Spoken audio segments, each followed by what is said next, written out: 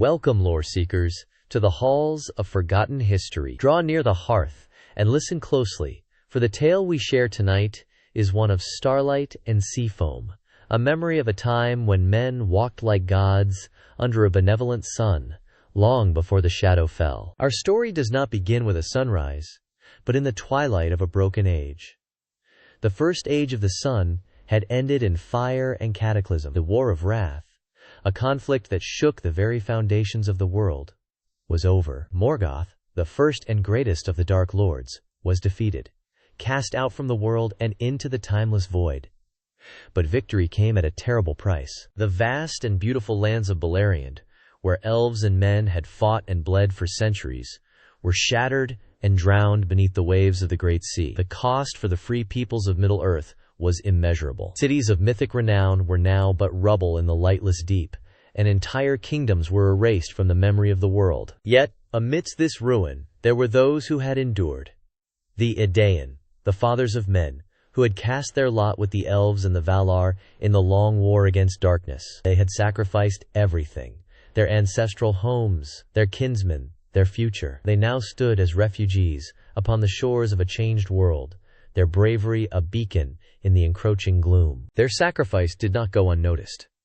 In the undying lands of Valinor, the Valar looked upon the plight of the Edain with pity and admiration. They had proven their valor and their loyalty beyond any doubt. It was decreed by Manwe Sulimo, the king of the Valar, that these men should receive a reward, a gift, to honor their endurance and to grant them a new beginning, far from the sorrows of Middle-earth. And so, a deed was done that had not been seen since the shaping of the world. Eru Ilúvatar himself, the One, acted out of the deep waters of the Great Sea, between the shores of Middle-earth and the blessed realm of Valinor. A new land was raised, a great island, shaped like a five-pointed star, clean and pure, untouched by the stain of Morgoth's evil. This was Andor, the land of gift. It was a realm prepared and enriched by the Valar. Aukale the smith had delved its foundations. Yavanna the giver of fruits had blessed its soil with a bounty of unique plants and trees, and Unen, the lady of the seas, had calmed the waters around its shores. It was a paradise, a sanctuary for the faithful. The land was filled with wonders: flowers that never faded, trees that wept fragrant gums, and creatures found nowhere else in the world. The very air seemed filled with a vitality that invigorated the body and spirit. This was a land where the weariness of the world could be forgotten, and a new destiny could be forged. To guide the Edain to their new home, the Valar set a new star in the heavens. It was the Silmaril, the hallowed jewel, bound to the brow of Arundel the mariner, who sailed the celestial ocean in his ship Vingilat. His light became a beacon of hope, a promise of the gift that awaited them across the sea. Following that star, the remnants of the three houses of the Edain took to their ships. They left behind the lands of their ancestors, the graves of their fathers, and the lingering shadows of war. They put their faith in the promise of the Valar, and sailed into the unknown west, embarking on the greatest migration their people had ever known. Leading them were the two sons of Irandil himself, Elros and Elrond. Because of their mixed heritage of both men and elves, the Valar granted them a unique choice. They could choose which kindred they would belong to. Elrond, the wise, chose the fate of the elves, to live an immortal life tied to the fate of Middle-earth. But Elros, the leader, chose the gift of Menonklai. He chose to share the fate of his people, to live and die as a mortal. However, as a reward for his lineage and his choice, he and his descendants were granted a lifespan many times that of ordinary men. It was he who would lead his people into their new kingdom. After many weeks upon the open sea, they saw it, rising from the waves like a crown, the land of gift, Númenor. The sight was one of overwhelming beauty and relief. The sweet scent of its flowers carried across the water, and the sight of its green shores and the colossal, flat-topped mountain at its heart, Meneltarma, the pillar of heaven, brought tears to the eyes of the weary travelers. They had arrived. They had come home to a land they had never known, a land made for them. The long journey was over, and a new age was about to begin, the age of the kings of the sea. In the 58th year of the Second Age, Elros, son of Arundel, was crowned the first king of Númenor. He took the royal name in the High Elven tongue of Quenya, Tar-Minyatur, which means high first ruler. His reign would mark the beginning of a golden age of peace and enlightenment. Under his wise rule, the kingdom was established. The great city of Armanelos was built in the heart of the land, and its towers grew tall and fair. Ports were established in the western and eastern bays, Anduni and Romena, and the people began to explore and settle the 5 great arms of their star-shaped island. The blessing of the Valar was not just the land itself. The Elves of Tol Eressëa, the lonely isle that lay within sight of Valinor, were permitted to sail to Númenor. They came not as rulers but as friends and teachers.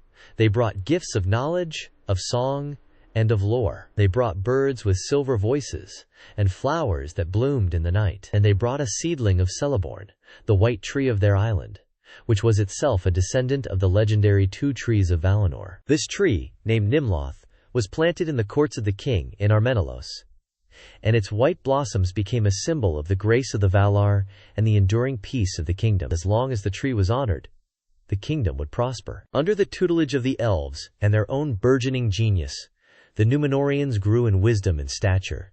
They became the most skilled mortals the world had ever known. Their knowledge of the stars surpassed all others. Their craftsmanship was second only to the elves themselves. They were tall and strong, with the light of wisdom in their eyes. But above all else, they became masters of the sea. The call of the ocean was in their blood. They built the greatest ships ever to sail the waters of Arcada. They charted the forgotten ways of the world, explored the empty seas, but for a long time, they obeyed the one law laid upon them. This was the ban of the Valar. They were granted long life, but they were still mortal, and could not escape the gift of men, which is death. Therefore, they were forbidden from sailing so far west that the shores of Númenor were no longer visible, for they were not permitted to set foot upon the undying lands. In their wisdom, they accepted this, honoring the will of the Valar. Instead, they turned their ships eastward, back toward the shores of Middle-earth. But they did not come as conquerors or lords. In these early centuries, they came as teachers and helpers. They found the men of Middle-earth living in ignorance and shadow, still suffering under the lingering evil of Morgoth's reign. The Númenóreans taught them skills of farming and craftsmanship. They brought order and knowledge, helping to lift these peoples out of darkness. For this, they were revered, seen as godlike figures descending from the sea to bring an age of peace and plenty. The shadow over Middle-earth began to recede. The heart of their kingdom and their faith was the sacred mountain, Meneltarma. No building was ever constructed upon its summit. No tool was ever brought to its slopes. It was a place of utter silence, dedicated to Eru Ilúvatar. 3 times a year, the king would lead his people in a silent pilgrimage to the hallowed peak. At the first flowering of spring, at the height of summer, and at the end of autumn, they would ascend the mountain to give thanks to the One. There, on the summit, the king would speak the 3 prayers, offering praise and gratitude to Eru on behalf of all his people. And it was said that the great eagles of Manwë, the witnesses of the Valar, would often circle high above, carrying the prayers of Mena to the ears of the powers of the West. For centuries, this golden age continued. The Númenóreans lived in unbroken peace. They had no need for weapons, for they had no enemies. Their long lives were spent in the pursuit of knowledge, art, and the exploration of the world. They loved their land, and they honored the Valar who had given it to them. Elros Tar-Minyatur reigned for 410 years, a span of time longer than entire kingdoms of other men. He ruled with wisdom and foresight, laying the foundations for a civilization that would become the mightiest realm of men in the history of the world. When his long life finally came to its end, he did not cling to it. He surrendered his life willingly, as was the custom of the great kings of his line, passing the scepter of Númenor to his son. He established a legacy of peaceful succession and wise governance that would endure for thousands of years. This was Númenor in its morning glory, the light before the fall, a kingdom born from the ashes of a great war, blessed by the gods, and led by the wisest of men. It was a monument to what humanity could achieve when guided by wisdom, humility, and faith.